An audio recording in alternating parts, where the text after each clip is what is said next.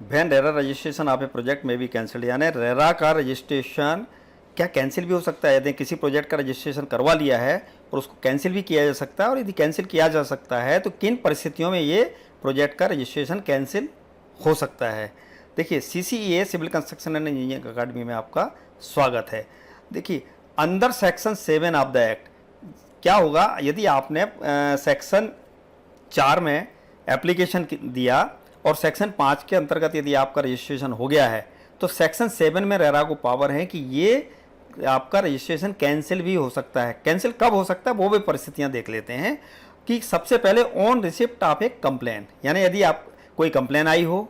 या सू मोटो, यानी सो मोटो का मतलब होता है खुद रेरा अथॉरिटी खुद अपने आप भी यदि उसको कहीं से कंप्लेन या कुछ लगता है कि इसने कुछ गलत इन्फॉर्मेशन या कुछ दी है तो सो मोटो भी कर सकती है, या or on the recommendation of the competent authority. Competent authority यानी जो भी कॉम्पिटेंट अथॉरिटीज़ होती हैं, municipalities, town and country planning वगैरह, DDA, ये सब जो है ना, यदि उनकी तरफ से भी कोई रिकमेंडेशन आती है कि इनका लाइसेंस को या रजिस्ट्रेशन को रिवोक कर दो, कैंसिल कर दो, अंदर सेक्शन 5 जो आपको लाइसेंस मिला हुआ है या रजिस्ट्रेशन मिला हुआ है, तो ये यानी कंप्लेन कहीं किसी से आए उसके बेसिस पे, या सूमोटो या recommendation of the competent authority के बेसिस पे, 3 कारणों से ये किसी भी बिल्डर का registration of the project, any particular project cancel हो सकता है रेरा अथॉरिटी के द्वारा। अब हम देखते हैं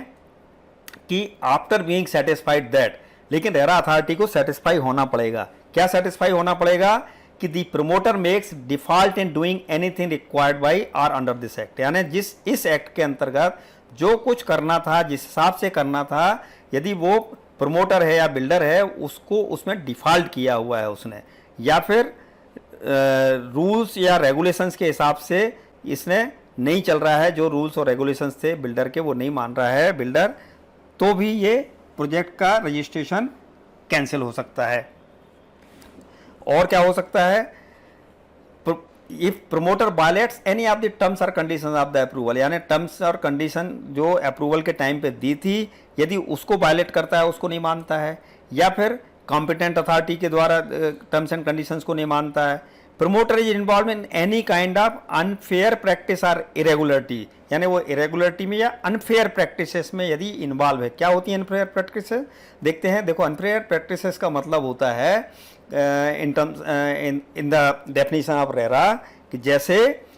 the practice of making any statement whether in writing और बाई विजिबल रिप्रेजेंटेशन, यानी वो इस तरह से स्टेटमेंट दे, कोई भी स्टेटमेंट दे रहा है बिल्डर या उसका रिप्रेजेंटेटिव, क्या दे रहा है? Falsely represent that the services are of a particular standard और ग्रेड, यानी बताया कि आपको यहाँ पे हम जो ये लगाने वाले हैं, इस तरह की रोड बनाने वाले हैं, इस तरह की इसमें लिफ्ट लगेगी, इस तरह का इसके अंदर गार्डन होगा, इस तरह से स्विमिंग पूल होगा, यानी जो फॉल्सली है, जो सही ना हो, उसको यदि गलत रिप्रेजेंट कर रहा हो, या फिर represent that the promoter has approval और affiliation which such promoter does not have, यानी ऐसी अप्रूवल्स हों, या वो कह रहे कि साहब मैं इन चीज़ों का अप्रूवल ले चुका हूँ या इन चीज़ों से एफिलिएटेड हूँ, लेकिन एक्चुअल में ना हो, तो वो कहलाएगा अनफेयर प्रैक्टिस। इसी तरह से अनफेयर प्रैक्टिस में और क्या आएगा? मेक्स ए फॉल्स और misleading representation concerning the services, यानी जो सर्विसेज हैं उनको मिसलीड कर रहा है आपको, या गलत जानकारी दे रहा है कि ये सर्विसेज, आपको पता चला है कि लिफ्ट जो है ना लोकल क्वालिटी की घटिया लगा रहा है और बोल रहा है कि हम इम्पोर्टेड जापानीज लिफ्ट लगा के देंगे, या इस तरह से हम ये बना के देंगे, इस तरह से ये वाला पत्थर लगा के देंगे, ये टाइल लगा के देंगे, और दे नहीं रहा है। The promoter permits the publication of any advertisement or prospectuses whether in newspaper or otherwise of services that are not intended to be offered, यानी वो इस तरह से न्यूज़पेपर या कहीं पे भी एडवर्टाइजमेंट कर रहा है कि ये सर्विसेज हम देंगे जो वो देने के लिए इंटेंड नहीं है, या जो देना नहीं चाहता, लेकिन वो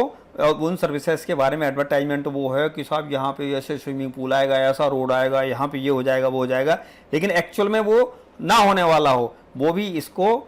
फॉल्स प्रैक्टिस में माना जाएगा, अनफेयर प्रैक्टिस में माना जाएगा। इसी तरह से प्रमोटर इंडल्जेंस इन फ्रॉडलेंट प्रैक्टिसेस, यानी फ्रॉड कर रहा हो, उसको अभी रजिस्ट्रेशन कैंसिल हो सकता है। तो यानी ये सारी कंडीशंस में कोई कंप्लेन कर दे, या शू मोटो हो, या कोई कॉम्पिटेंट अथॉरिटी रिकमेंड करे, तो उस बिल्डर का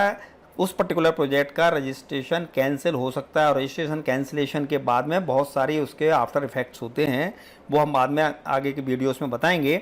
तो ये था कि कोई रजिस्ट्रेशन होने के बाद भी यदि सेक्शन 5 के अंदर रजिस्ट्रेशन भी हो गया है तो सेक्शन 7 के अंतर्गत रेरा अथॉरिटी इस रजिस्ट्रेशन को कैंसिल भी कर सकती है। तो ये था